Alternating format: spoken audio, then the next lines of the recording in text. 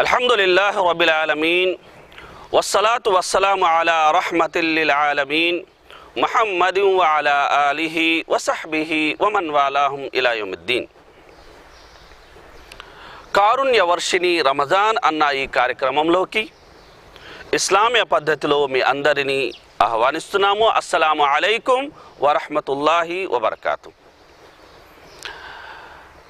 ఇస్లాం మూల స్తంభం ఉపవాసం. మహనీయ ముహమ్మద్ సల్లల్లాహు అలైహి వసల్లం ఈ విధంగా సెలవిచ్చారు, బునియల్ ఇస్లాము అలా ఖమ్స్ షహాదతు అల్లా ఇలాహ ఇల్లల్లాహ్ వ అన్న ముహమ్మదర్ రసూలుల్లాహ్ వ ఇకామిస్ సలాహ్ వ ఈతాఇజ్ జకాహ్ వ హజ్జిల్ బైత్ వ సౌమి రమదాన్. రమజాన్ ఉపవాసాలు ధర్మానికి మూల స్తంభం వంటివి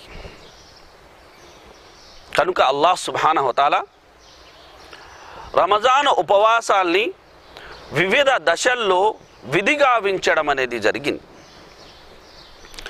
రమజాన్ ఉపవాసాలు 2 దశల్లో విధిగావించబడ్డాయి.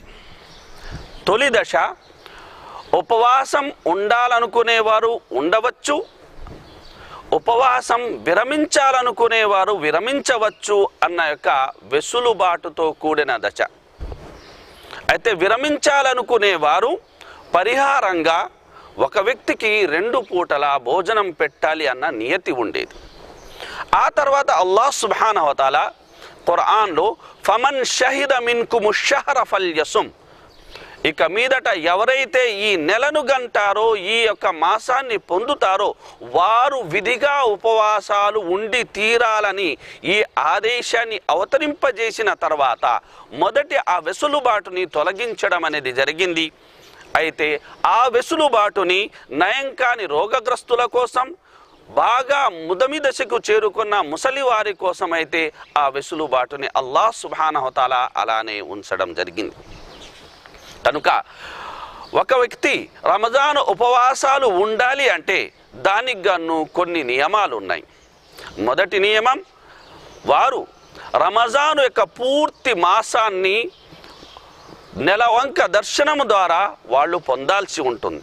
లేదా షాబాను యొక్క 30 దినాల్ని, చంద్రమానం 30 దినాల్ని వారు పూర్తి చేసుకోవాల్సి ఉంటుంది. వీటితో పాటు ఉపవాసం ఉంటూ ఎటువంటి అశ్లీల చేష్టలకైనా అనైతిక కార్యాలకైనా వారు దూరంగా మసులుకోవాల్సి ఉంటుంది. ఈ నియతి మరియు నియమాలని పాటిస్తారని ఆశిస్తూ సెలవు తీసుకుంటున్నాము. మరో మంచి మాటతో మళ్ళీ కలుద్దాం. వస్సలాము అలైకుం వరహ్మతుల్లాహి వబర్కాతు.